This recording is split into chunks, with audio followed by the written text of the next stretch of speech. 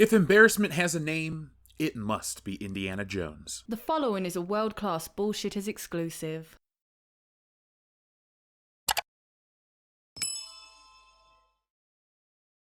Indiana Jones is the greatest adventure hero of all time. Though he succeeded in recovering the Ark of the Covenant, the Shankara Stones, and the Holy Grail, the greatest hurdle for Indiana Jones is the search for relevance. In 2008, Indiana Jones returned after a 19-year hiatus in Indiana Jones and the Kingdom of the Crystal Skull. The film, while successful, changed public perception of Indiana Jones. He went from fighting Nazis and thuggy guards to chasing after aliens in South America. Since then, Indiana Jones has been largely disregarded as a joke or forgotten about completely. Luckily, Indiana Jones is back in the Dial of Destiny, and if you thought Kingdom of the Crystal Skull was bad, the Dial of Destiny is getting absolutely eviscerated by critics. As of this recording, Indiana Jones and the Dial of Destiny is sitting at an embarrassing 38% on Rotten Tomatoes. Critics are not holding back on this one. First off, everything we fear has been confirmed. Indiana Jones takes a back seat to Poob. That's Phoebe Waller-Bridge. That's what we call her here on this channel. Like another of Ford's so-called legacy sequels, Star Wars The Force Awakens, this one brings back old characters like Sala in a pointless cameo, introduces new ones who are strangely similar to old characters, Ethan Isidore plays a substandard copy of Short Round from Temple of Doom, and has the air of a film passing the torch or whip to the next generation. But it does this all in an even gloomier fashion than The Force Awakens did. I'm not sure how many fans want to see Indiana Jones as a broken, helpless old man who cowers in the corner when his patronizing goddaughter takes the lead, but that's what we're given, and it's as bleak as it sounds. So it's another one of those movies. Lucasfilm is one note. The BBC went on to give this film 2 out of 5 stars, noting that instead of a joyous send-off for our beloved hero, we get a depressing reminder of how much livelier his past adventures were. Wow, that's exciting.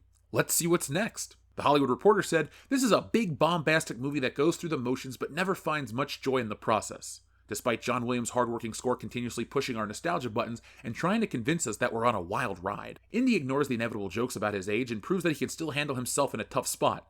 But Ford often seems disengaged as he's weighing upon whether this will restore the tarnished luster of his iconic action hero status or reveal that he's past his expiration date. Both the actor and the audience get a raw deal in this empty exercise in brand redemption. Well, so far the common thread is it's a gloomy film. They also go on to talk about how terrible the CGI is. So bad, in fact, that you'll ignore the Little Mermaid's problems.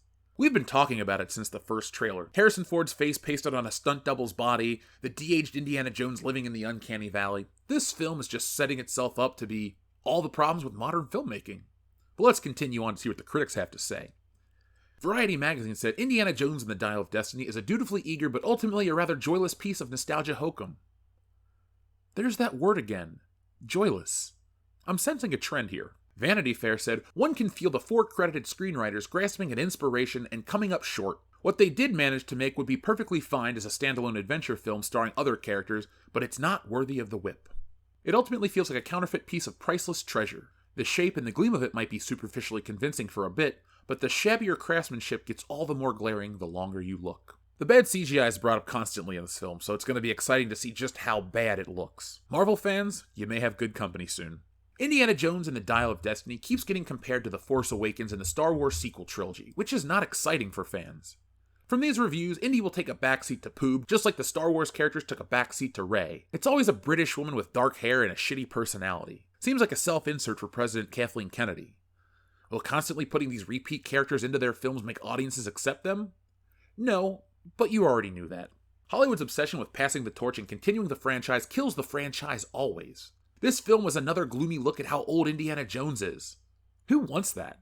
We want to see our heroes in their glory days. It's like Poochie on The Simpsons. No one wants Poochie. No one wants to see our old characters upstaged by new ones.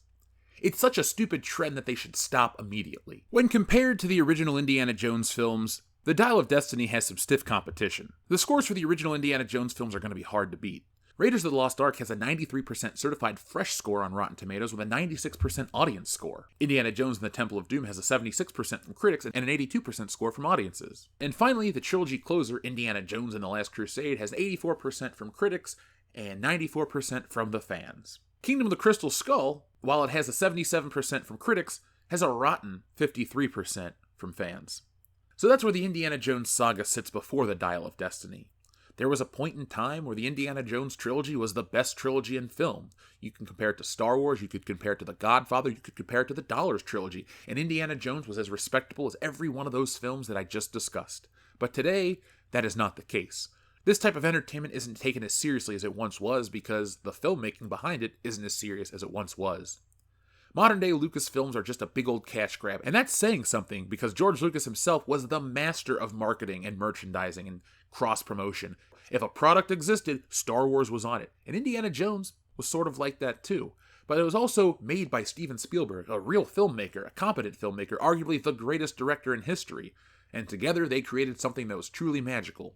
They also destroyed that magic with Kingdom of the Crystal Skull. That's when they tried to make Indiana Jones into something it wasn't meant to be. A glossy, CGI-filled adventure film. And Indiana Jones is dark, dirty, gritty, and should only have a small budget. Harrison Ford's paycheck alone is probably higher than the budget for Raiders of the Lost Ark, and that's really not the point of this video to talk about that.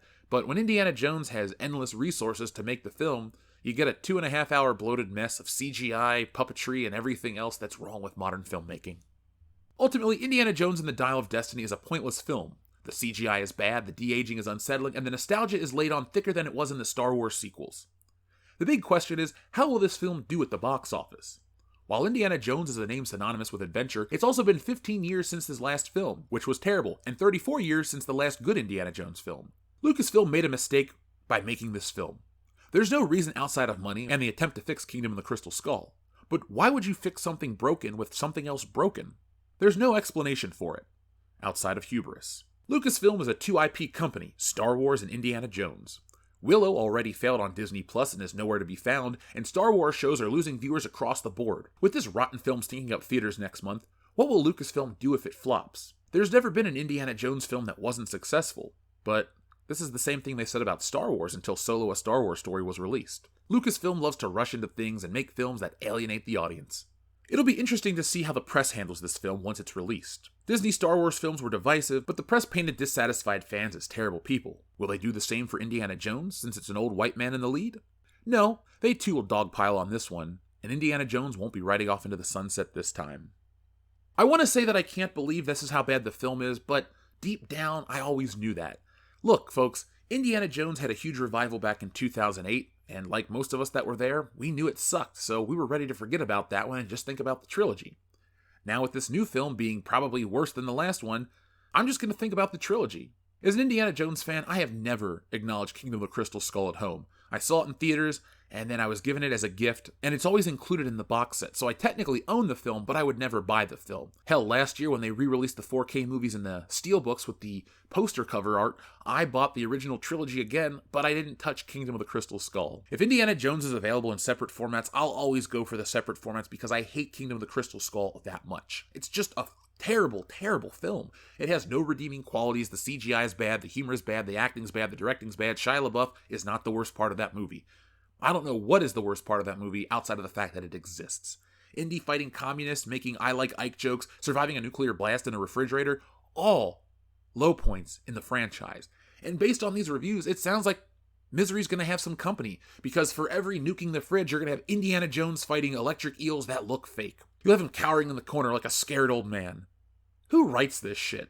Four people who didn't know what they were doing. And this is what happens when you take these IPs away from the people that made them. Lucas and Spielberg made Indiana Jones great, but Lucas and Spielberg also made Indiana Jones a joke. So sometimes no one should touch these films after a certain period. And that's the case with Indiana Jones. It was the perfect trilogy, it was the perfect send-off, they literally rode off into the sunset. And now it's just a gloomy, dark mess with an old Harrison Ford looking confused and upset, and I don't blame him. Hollywood has taken his two most iconic characters and, flushed them down the toilet. So folks, I want to know what you think about all of this. What were your thoughts on these reviews? What do you think about Indiana Jones 5? And are you going to go see The Dial of Destiny? I'm glad I made it through this whole video without making fun of the title, but come on, The Dial of Destiny? Sounds like a Tenacious D song. The Pick of Destiny was a much better film, and even though I haven't seen Indiana Jones 5 yet, I'm going to stand by that. I'd rather watch The Pick of Destiny than The Dial of Destiny. So folks, thank you for watching. I'll be back next time with more. If you're hearing this video and you haven't checked out the Star Wars Galactic Star Cruiser video, go ahead and do that, and we'll be back next time with a whole lot more content. But in the meantime, be smart, be safe, be cool, but always be excellent to each other. Thanks for watching today's video. Yes, it's over, but don't cry because there's more, a lot more from World Class Bullshitters. And there's only one way to get it. Hit that subscribe button below. When you do that, you'll get notifications and updates from World Class Bullshitters every time we go live. Basically, you won't miss anything. And if there's one thing I hate, it's FOMO. But the thing most people hate more than FOMO is fear of missing out on World Class Bullshitters, because there's just some things you can't undo. So folks, do yourselves a favor and never miss anything from World Class Bullshitters. One last thing before you go, hit the thumbs up button. Not for our egos, no, they're big enough as this, but it does help us fight the algorithm here, and well, it's man versus machine, and that's the real fight. But if that's not your battle, that's okay. There's one last way you can help WCBS, and that's going over to shopwcbs.com, picking up a t-shirt, a beer glass, a sweatshirt, a poster, all sorts of ways to back WCBS. The difference between us and other YouTube channels is I'm the artist that makes all this stuff, so if you enjoy art beyond t-shirts, you can even read our comic books. We got it all. We're called the epitome of pop culture for a reason, and no, again, it's not for our egos. So folks, make sure you're involved with every aspect of World Class Bullshitters, not just for us, but do it for yourself. We're making the change in entertainment everybody out there wants to see. And a special thank you goes out to all of our wonderful patrons who make this content possible. Go to patreon.com/worldclassbs to get involved and help out the channel.